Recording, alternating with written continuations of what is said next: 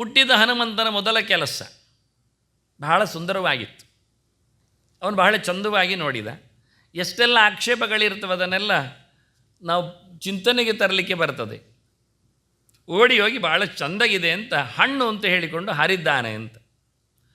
ಒಂದು ಯಾವತ್ತೂ ಹೇಳಬೇಕು ನಾನು, ಭಗವಂತ ಆಗಲಿ ಭಗವಂತನ ಪರಿಚಾರಕರಾಗಲಿ ನೆಲವನ್ನು ಮುಟ್ಟಿದಾಗ ಅವರು ಬೇಕೆಂದಲೇ ನರೇಶು ಜಾತಃ ನರವತ್ ಪ್ರವೃತ್ತಿ ಅಂತ ಮನುಷ್ಯರಂತೆ ಆಟ ತೋರಿಸ್ತಾರೆ. ಹೀಗಾಗಿ ಇವನು ತನಗೇನು ಗೊತ್ತಿಲ್ಲ ಅಂತ ಹೇಳಿಕೊಳ್ಳುವ ಮೂಲಕ ಸೂರ್ಯನೆಡೆಗೆ ಹಾರಿದ್ದಾನೆ.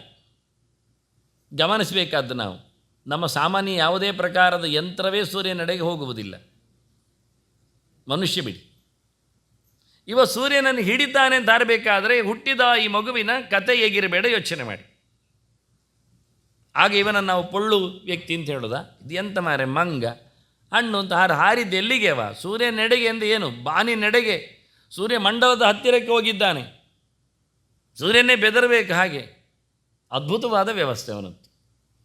ಅಸೌ ಹಿ ಜಾತಮಾತ್ರೋ ಹಿ ಬಾಲಾರ್ಕೈವ ಮೂರ್ತಿಮಾನ್ ಗ್ರಹೀತು ಕಾಮಃ ಬಾಲಾರ್ಕಂ ಪುಪ್ಲಾವ ಅಂಬರ ಮಧ್ಯತಃ.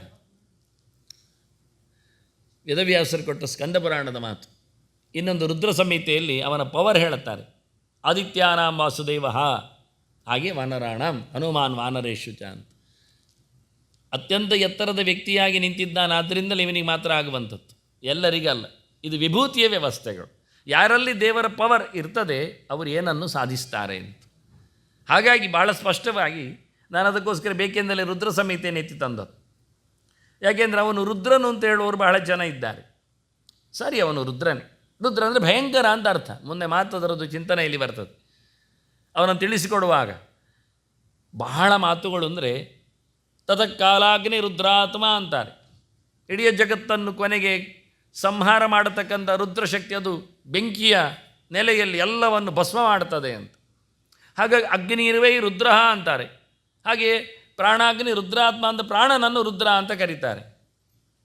ಅದರಿಂದ ಪ್ರಾಣನೂ ಆಗ್ತಾನೆ ರುದ್ರ, ಅಗ್ನಿಯೂ ಆಗ್ತಾನೆ, ರುದ್ರನೂ ಆಗ್ತಾನೆ. ಈ ಶಬ್ದಗಳನ್ನು ಬೇಕೆಂದಲೇ ಗುರುತಿಸ್ತಾರೆ. ಹೇಗೆ ಕೇಳಿದರೆ ರುದ್ರ ಶಬ್ದಕ್ಕೆ ಅರ್ಥ ರೋದನಾಥ್ ಅಂತ, ರೋದಯತಿ ಅಂತ, ಅಳು ಬರುವಂತೆ ಮಾಡ್ತಾನೆ ಅಂತ.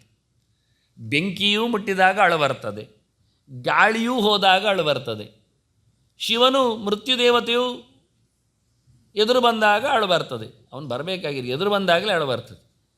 ಹೆಸರಿಗೆ ಹೇಳಿದರೆ ಅಳು ಬರ್ತದೆ. ನಿವನಿಗೆ ಮೃತ್ಯು ಉಂಟಂತೆ, ಹೌದಾ, ಈಗಲೇ ಅಳಲಿಕ್ಕೆ ಶುರು ಮಾಡಿ. ಆದ್ದರಿಂದ ನಮ್ಮನ್ನು ಅಳು ಬರುವಂತೆ ಮಾಡುವವರು ಅರ್ಥದಲ್ಲಿ ಸುಮಾರು ಜನರಾಗ್ತಾರೆ. ಬೆಂಕಿಯೂ ಅಳು ಬರ್ತದೆ ಮುಟ್ಟಿದರೆ ಬಿಸಿಯಾಗಿ, ಗಾಳಿಯೂ ಮೇಲೆ ಕೆಳಗೆ ಹೋಗದಿದ್ದರೆ ಅಳಲಿಕ್ಕೆ ಶುರುವಾಗ್ತದೆ. ಹೇಳ್ತಾರೆ ಅವರು, ಸ್ವಲ್ಪ ಕ್ರಿಟಿಕಲ್ ಕಂಡೀಷನ್, ಬ್ರೀತಿಂಗ್ ಪ್ರಾಬ್ಲಮ್ ಅಂತ. ಎಲ್ಲರಿಗೂ ಅಳೋಲಿಕ್ಕೆ ಶುರು ಆಗ್ತದೆ, ಅವನಿಗೆ ಮಾತ್ರ ಅಲ್ಲ.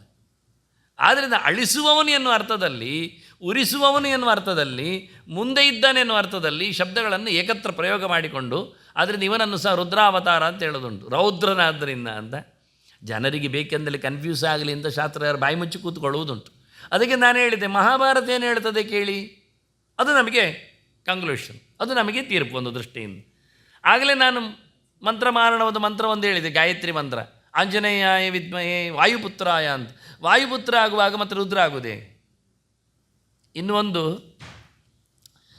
ಹೇಳಲೇಬಹುದಾಗಿದ್ದರೆ, ಶಿವನಿಗೆ ಸುಮಾರು ಜನರನ್ನೆಲ್ಲ ಮಕ್ಕಳು ಮಾಡಿಬಿಡ್ತಾರೆ ಇವರು. ಯಾವಾಗ? ಮೋಹಿನಿಯನ್ನು ಬಂದಾಗ.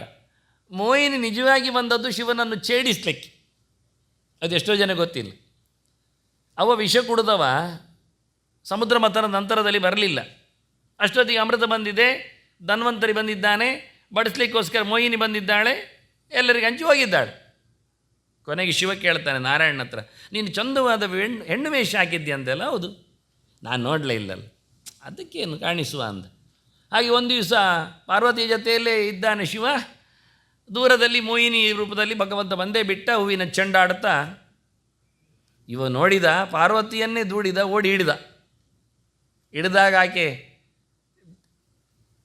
ತಪ್ಪಿಸಿಕೊಂಡು ಓಡಿದ್ದಾಳೆ. ಆದರೂ ಇನ್ನಿಂದ ಓಡಿ ಹೋಗಿದ್ದಾನೆ.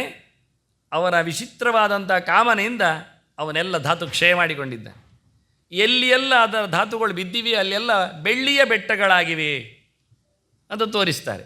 ಬೆಳ್ಳಿಯ ನಮಗೆ ಲೋಹಗಳು ಸಿಕ್ಕಿವೆ ಅಂತ. ಆದ್ದರಿಂದ ಬೆಳ್ಳಿ ಎನ್ನುವುದು ಹೆಚ್ಚು ಪ್ರಶಸ್ತ ಅಲ್ಲ ಪೂಜೆ ಪುನಸ್ಕಾರಗಳಲ್ಲಿ. ಬಂಗಾರದ ನಂತರದಲ್ಲಿ ತಾಮ್ರವೇ ಸ್ಥಾನವನ್ನು ಪಡೀತದೆ.